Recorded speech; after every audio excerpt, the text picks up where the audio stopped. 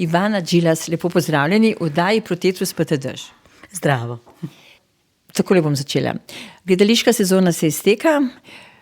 Zdaj vodite gledališko hišo SNG Drama od lani. Prevzeli ste jo po Vesni Jurca Tadl, ki je predčasno odstopila, in seveda ste tudi prevzeli njen program, ki bo trajal še v sezono torej 2026-2027, torej vi nastopate s svojim programom šele potem, to je leta 2028. Ne? Ampak zakaj sem vas prav zdaj povabila? Ker sem prebrala, da bo v sredo 20. maja uprizoritev Cankarjeva Igra za narodov blagor, režiserja Vita Tauferja, ki bo na prostem kot neke vrste ne protest, ampak vi želite sprožiti javno debato o usodi drame. In vi ste to naslovili Drama v egzilu. Ne? Za predstavo ste se vi odločili, ampak ideja pa je padla zato, ker ste prav poslušali Val 202. Je bilo tako? Ja, res je. V resnici v zapisih iz Bočvirja, Marka Radmiloviča, v eni od kolumn je on posvetil debati v resnici o položaju umetnikov in o številu umetnikov v tej državi. Konča nekako svojo kolumno s tem, da se poheca, da bi bilo treba igrati na teritoriji zaprte gradbišča Drame Cankarja za narodov blagor. In jaz to berem in razmišljam, kakšna dobra ideja, zakaj se jaz tega nisem spomnila. Pokličem Marka Radmiloviča, ki ga ne poznam, in on mene ne pozna, in mu rečem, da sem poslušala kolumno njegovo in da mi je zelo žal, da to ni moja ideja, ampak da mu jo bom ukradla.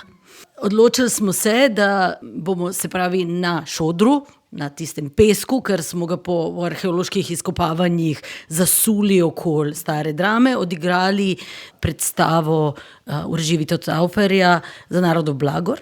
To je tudi edini prostor, do katerega mi dejansko varno dostopamo, pa še to ne čisto res, ker imamo tiste ograje in ne smemo 8 metrov do prizidka priti, ker je nevaren. Tako da mi dejansko niti v WC-je ne smemo. V Drami mislim, da je voda celo izklopljena. Notranje še grejemo in zato plačujemo kar precej velike račune v resnici. Zaradi tega, ker probamo zaščititi zgodovinsko zaščiten del, ki bi v primeru, da ne grejemo, še bolj propadel in zelo hitro propadel.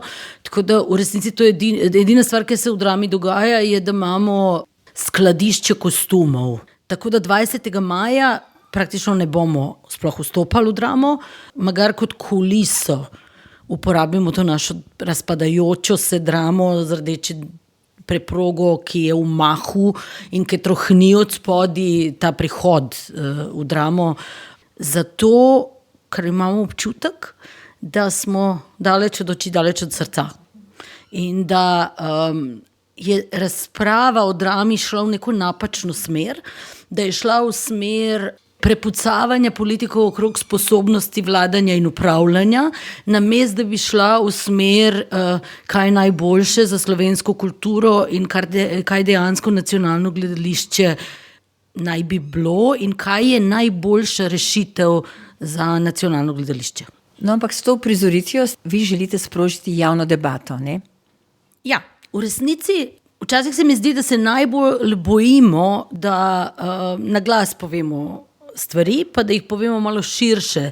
Zdaj je ogromno bilo soočen, političnih soočen pred volitvami, na katerih je omenjena Drama, ampak to ni ta vrsta debate, ki bi jo jaz rada imela. Jaz bi dejansko rada imela debato, v kateri se pogovarjamo širša javnost, ker Drama je nekaj, kar je interes ne samo države in ne samo umetnikov in publike, ki v Dramo hodi, ampak tudi Ljubljane, ker to je neki objekt v centru Ljubljane, tudi zgodovinski objekt, kulturna dediščina, na koncu vprašanje turizma in življenja v centru Ljubljana.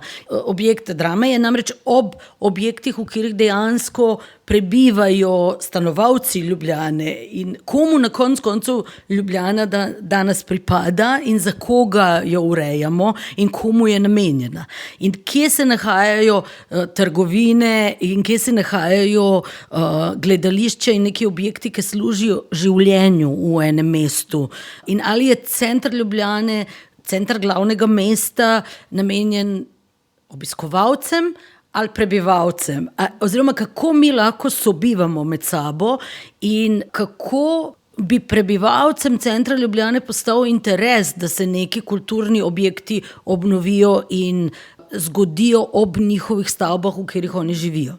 In tako naprej, in tako naprej. Mislim, da je veliko različnih dejavnikov, ki zahtevajo eno večkratno in bolj poglobljeno debato o smislu in načinu prenove nacionalnega gledališča. No, jaz se dobesedno spomnim natečaja, ki ga je dobila Meta Hočevar, in takrat smo vsi ugledali, kakšne so bile njena izhodišča, njene vizije, ampak od takrat do danes jih je bilo potem še več in nič se ni spremenilo. Kot ste dejali, želite sprožiti to javno debato zelo široko, da slišite oziroma slišimo, kako sploh vsi skupaj razmišljamo o tem. Prva stvar, kar bi jo rada povedala, je, da zelo je narobe, da mislimo, da se svet začenja od nas. Jaz sem prišla v tej vlogi v Dramo 1. decembra. 1. decembra je ta projekt trajal že 30 let. Pred mano so ta projekt porinili, razmišljali in javne debate imeli že mnogi ravnatelji. In mislim, da bi na cel ta projekt bilo treba gledati kot na, da je vsak premaknijo v tistem času, s tistimi možnostmi, denarjem in politično voljo, ki je obstajala, premaknijo mečkano v neko smer, ampak vendarle so se stvari premikale. Vendarle ta projekt, ki ga mi zdaj imamo, razpis je bil skoraj 10 let nazaj, 10 let je dolgo obdobje in mnogi stvari so se v 10 letih spremenile. Ampak ideja, da vsakdo pride nov, zruši vse, kar so prejšnji delali in začne boljše in je bolj pameten od vseh tistih, ki so že o tem razmišljali, je precej napačna. In mislim, da je treba prvo se poučiti in razumeti. In jaz vam ne govorim o debati v smislu, da vsak pride mimo in pove, kaj si on na osnovi pomanjkljivih informacij, ki jih ima misli, ker mi lahko mislimo vse sorte. Tudi jaz preden sem se poglobila v to, imela na pol mnenja, kaj bi v idealnih okoliščinah, kako bi jaz to in tako naprej. Tako da prva stvar, ki mislim, da jo treba narediti, je, da razumemo, koliko enega dela, enih ljudi in enega denarja je bilo in časa je bilo vloženo, da smo na tej točki, kar smo zdaj. In da ne pozabimo, da so neki ljudje, dajmo verjeti, da so dobronamerno in pametno in premišljeno to delali, ker v primeru, da niso, zato imamo pa neke druge instance in strukture, da ugotavljajo, da je nekdo delal nekaj škodljivega. Ne bom jaz ugotavljala, jaz bom verjela, da so v dobri veri in po najboljših močeh prišli do te točke, kar smo zdaj. Saj veste, kako je, vsaka ločitev je izguba denarja. V teh okoliščinah, s tem časom, denarjem in politično voljo, možno, verjetno, da se bo zgodilo, kaj lahko dejansko zaključimo in izvedemo. Ker edina okoliščina, ker je dramatično drugačna od vseh prejšnjih situacij, to situacijo tudi veste imela, da ne bo pomoten, ni se nič začelo zdaj z mano, je, da smo mi preseljeni in da smo v najemniških prostorih. In jaz mislim, da vsak ve, kaj pomeni najemati stanovanje. In najema se stanovanje na trgu. Mi se lahko jezimo na izbiro stanovanja, ampak nihče od nas, če bi oddajal stanovanje, ga ne oddaja svoje, namreč stanovanje, ga ne oddaja za dobro človeštva in ga kar da, ampak ga na trgu oddaja. In jeziti se na nekoga, kdo je nama oddal ta prostor, nima ravno smisla. Če je pa karkoli spornega bilo, ponavljam, mi imamo pravosodne in vse druge organe, na koncu raziskovalne novinarje, in je to ugotavlja nekdo drug in ne ravnatelj. Obstajal je razpis za arhitekturno rešitev, ostajal je razpis za vodenje tehnično tega gradbenega projekta, obstajal je razpis za najem prostorov. Nekatere odločitve smo sprejeli, zdaj se nahajamo v nadomestnih prostorih. Nadomestni prostori so izjemno v resnici zanimiv koncept. V industrijski coni, industrijska hala je z montažnim objektom v resnici, ker če bi zdaj razmontirali ta objekt, so od spodaj narisana še parkirna mesta, z montažnimi prijemi spremenjena v neko vrsto performativnega prostora. A bi to lahko bil drugačen prostor, a bi on bil drugače dizajniran? Spet bom ponovila. Razpis je bil, edini so se javili, pol leta so imeli, da spremenijo halo v nek prostor. Pripravljeni so bili ta prostor spreminjati. Prišlo je do milijon konfliktov, ampak kdaj pa ne pride pri selitvah in prenovah. In dobili smo nek prostor, za katerega smo mislili, da bo naš prostor za 3 leta. Naša pogodba v tem prostoru je za 3 leta plus 1 leto možnosti podaljška.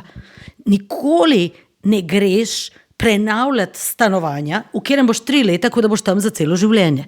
Tisto, kar je Ljubljana oziroma Slovenija dobila, je poskus in dokaz, da ta koncept dela, da lahko vzamemo nek prostor, naprimer v tem primeru industrijski, in izmeščen iz centra Ljubljane in dobimo fantastično zanimiv performativni prostor, ki lahko mestu ostane, če je interes, lahko pa se razmontira, se preseli drugje, kot neko pop-up gledališče. Ali je to pravi prostor za nacionalno gledališče? Seveda ni. Se tudi mišljeno ni, tudi drugače bi razmišljali o tem. Tam ne obstaja odrska tehnika, ne obstajajo ti cugi oziroma vlaki, ne obstaja most, ne obstaja kabina za inšpicijenta, ne obstaja kabina za suflerko. Marsikaj imamo začasno in prilagojeno temu, da tam ostanemo 3 leta, ne 30, ne 13. In za 3 leta je to bilo najbolje, ker smo v teh okoliščinah, kar smo lahko imeli. Zdaj, ali bi bilo treba se tega lotiti popolnoma drugače, zdaj smo pač tukaj, kar smo. Edina stvar, ker jaz moram komunicirati, je, da to ni primeren prostor za vedno. Da s tem nočem biti niti malo žaljiva do tega, da so arhitekti naredili, kot sem rekla, fenomenalen prostor, ki je prepoznan z evropsko nagrado. Ampak razumete, prostorov za gledališče in za umetnost so različni in morajo biti različni. Hvala Bogu, da so različni. Super je, da ostanejo in mi potrebujemo prostore. Mi smo repertoarno gledališče. Mi tam delamo, to ni samo služba. Mi tam hodimo in zjutraj vadimo ali pa obnavljamo predstave, zvečer igramo na 2 odrih različne predstave, pa še gostujemo. Mi imamo zaposlenih 140 ljudi.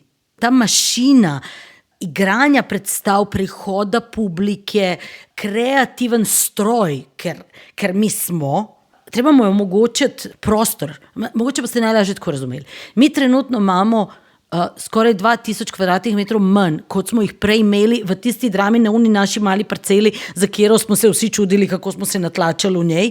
Ampak zdaj imamo večji bar, imamo širši foaje, imamo širše prihod stopnice do portala. Za portalom mi imamo veliko prostora, manj. Da pridemo do malega odra, gremo skozi atrij. Če lije, nimaš drugega načina, da prideš ali skozi foaje in publiko velikega odra, pa še zmerom en košček moraš iti na prosto. Naša strategija ni bila slaba in dala rezultate. Naša strategija je bila, da rečemo, mi gremo za časne prostore, publiki rečemo, omogočili vam bomo udobje, kot ste ga imeli prej. Sicer smo izmeščeni, ampak uredili bomo prevoze in celo imamo avtobus, ki vozi iz mesta, stoji pred dramo, pa že to ima zaplete svoje, ni tako enostavno. Ampak probali smo skomunicirati. Mi bomo še zmerom, ne glede, da smo v okoliščinah, ker so za nas izziv, delali vrhunske predstave, zaradi tega, ker je to pa vendarle celo eno obdobje v življenju nekaterih vrhunskih igralcev in valjda, da bojo delali najboljš, kar lahko. Celo smo rekli, da ne bomo prilagajali programa, ne bomo zmanjševali programa. Nekako smo publiko povabili, da se nam pridruži in publika je prišla. Ljudje so sicer bili malo skeptični, pa malo, pa kje je to, pa kako se do tja pride, pa kaj zdaj moram narediti. To je bilo eno ogromno komunikacije. V prvi sezoni smo imeli nekih 20% obiska manj kot že v drugi sezoni, zdaj se izteka naša druga sezona v Exilu. V drugi sezoni smo imeli že vpis abonmaja tak, kot je bil v stari hiši. Nimamo podatka, ali so to dejansko naši stari abonenti ali je preprosto nekomu bilo zdaj bolj všeč, pa zanimivo, pa po obvoznici pride, pa se parkira tam zraven, pa mogoče imamo kakšno novo publiko. Ta raziskava publike nam še sledi, da malo bolj začnemo komunicirati s tem, kdo je naša publika, pa kako doživljajo to situacijo, v kateri smo. In dejansko ne glede na vse, in spet mislim, da je debata šla v napačno smer.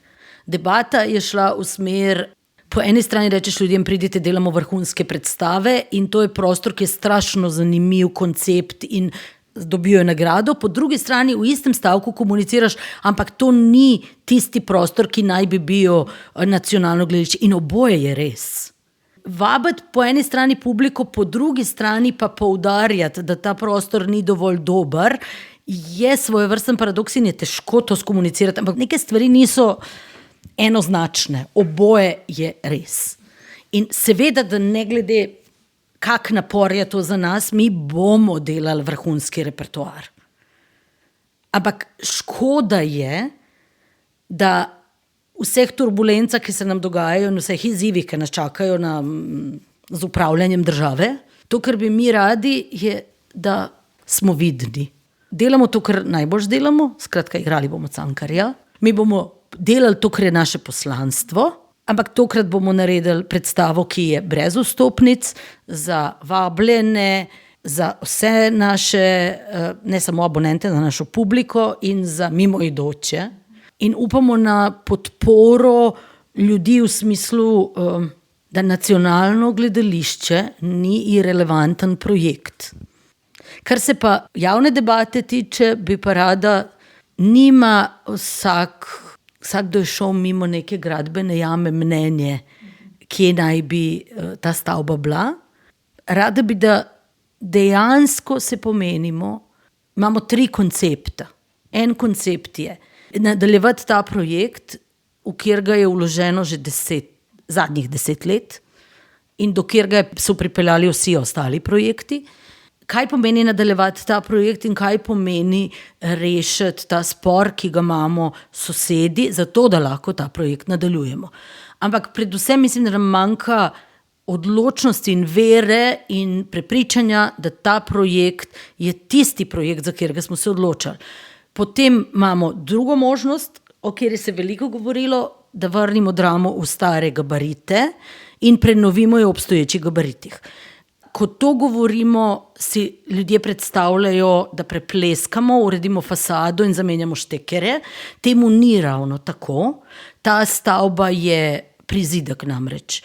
Dejansko zidan že takrat ne idealno, že takrat je nekako mišljen začasno, ima razpoke, to bojo gradbeniki boljše znali povedati, ampak nisem prepričana, da se ga sploh da popraviti, mislim, da ga v vsakem primeru treba zrušiti in tudi, če ne bi šli v globino in kopali ali pa kakršnekoli gabarite spreminjali, je to še zmerom tako drag projekt, da je resnično, ko ga daš ob boku tega sodobnega gledališča, projekt in gradbeno dovoljenje in ogromno denarja. In je, ker smo dolžni, spet kot dobri upravitelji in gospodarji, prepričati, kaj je ekonomsko najboljše.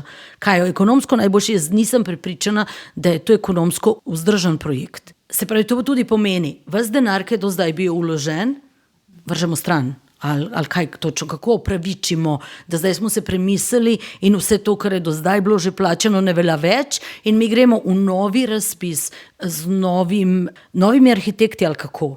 Me razumete, to ni stvar, ko se doma odločiš, da boš zdaj prebelil roza.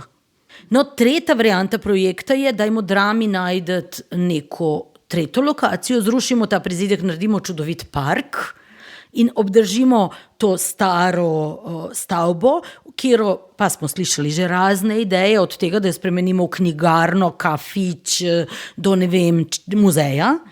V redu, ampak dajmo videti, kaj to pomeni. Kam bomo pa dali, ali pa da bi bila recimo ona nek mali ali pa eksperimentalen ali pa ne vem kakšen oder. Kje? Jaz sem spraševala, se pravi od decembra, da ne mi se po pravici pove, ali obstaja jo dejansko parcele. Omenjala se je parcela v Trnovem. Ja, ta parcela je namenjena Institutu za razvoj znanosti in je v fazi gradbenega dovoljenja, tam se bo začelo delati nekaj. Obstaja, pa so mi omenjali gradbeno jamo na Dunajsk. Ja, je za sodno palačo mišljena. Tam so tudi že neki postopki. Veste, ko sem jaz hotela kupiti stanovanje v centru Ljubljane, več kot 10 let nazaj, je to stanovanje, ki si ga nisem mogla niti slučajno privoščiti, takrat bilo vredno 230 000 evrov. Zdaj je to stanovanje vredno 830 000 evrov. Predstavljajte si parcele v centru Ljubljane. Mogoče, ja, takrat, ko so bile javne debate, ampak to je bilo 15 let nazaj. In takrat smo se odločili, da gremo v razpis na obstoječi parceli. Takrat je tudi bilo javno mnenje, tudi smo se lahko vključili v debate. Ne moremo se zbuditi vsakih 15 let, pa začeti vse od začetka. Prosila sem, ko sem prišla, arhitekte Bevk Perović, ki so zmagali na razpisu, da naredijo za nas, za ožji krog novih, ki smo prišli, prezentacijo tega projekta. Zaradi tega, ker ste me prej vprašali, kaj jaz mislim. Kaj jaz, režiserka Ivana, pred tem, da sem se poglobila v to, sem mislila, je na koncu ni relevantno. Jaz sem zaposlena trenutno, da branim interese SNG Drame Ljubljana hiše. In prosila sem, da mi se naredi prezentacija in mi se razloži v detajle in da lahko vprašam vse, kar mi do zdaj ni bilo jasno in cel način, kako smo do tega prišli. Ta projekt ni sanjski projekt, ampak je daleč od tega, da bi bil slab projekt. To je projekt obnove Drame na parceli, ki je taka, kot je, z objektom, ki je spomeniško zaščiten in je tako, kot je. Se pravi, in z vsemi temi Rimljani, ki so od spodaj. Se pravi, neke okoliščine obstajajo, v katerega je bilo treba umestiti blazno velike ambicije in želje. In ta projekt vidiš, da je premišljen in vidiš, da je skozi proces šel skozi razne revizije. Včasih prelahko kritiziramo in ne zavedamo se, koliko dela in premisleka je odzadje za nekimi rešitvami. In tudi precej komot se ukvarjamo, ko nam rečejo, zdaj imate 1 mesec, ali pa zdaj imate 1 leto, ali pa zdaj imate, da poveste, kaj si mislite. Ne, mi se ne zbudimo takrat, ko je vse že mimo in ko so se začela gradbena dela, ker se nam takrat zdi, ali pa ker smo takrat prizadeti osebno. Ta projekt je bil na ogled že večkrat in je bil razstavljen. In sami ste rekli za prejšnje projekte, ampak tudi ta je bil in razstavljen in vse ostalo. Jaz priznam, še jaz nisem šla na prezentacije, pa imam rada Dramo, pa sem skozi tam delala, pa nisem izdelo, da se, ne vem, nekdo drug bo poskrbel za to.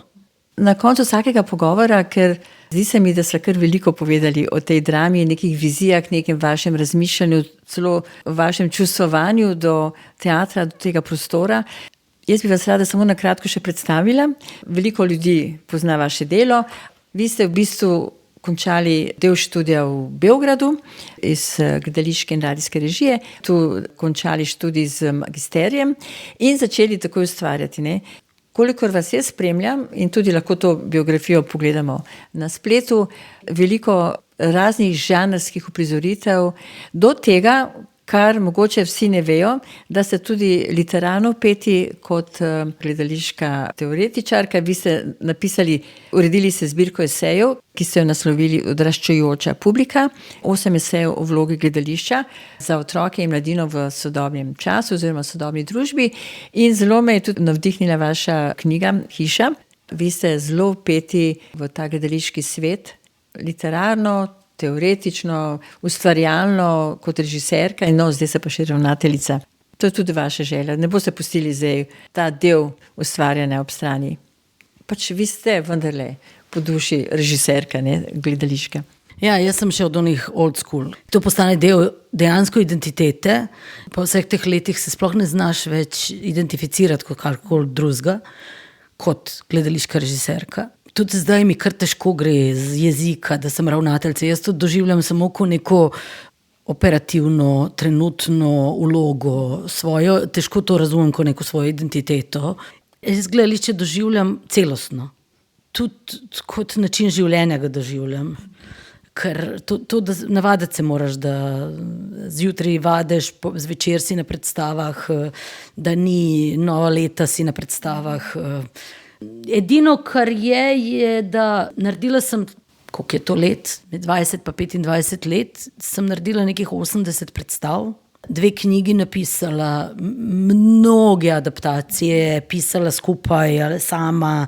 Tega je res veliko. Res je veliko. Delala različne žanre, tako različni načini pripovedovanja so to v resnici. Delala z glasbeniki, plesalci, lutkarji, genialnimi igralci, mešala to.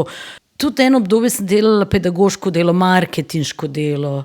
Sploh, ko začnem naštevati, sama sebi še več ne verjamem, kaj sem vse delala. Predvsem se meni zdi gledališče nujno, da predstava zvečer je, meni se iskreno zdi strašno pomembno.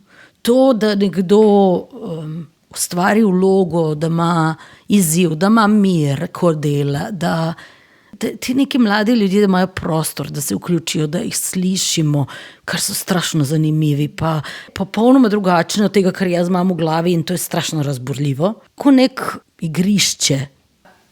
Ivana Džilas, hvala za ta izjemno zanimiv pogovor. Se res veselim vsem novim izzivom in bom spremljala, kolikor se da, dogajanja in vaše ustvarjanje. Hvala še enkrat.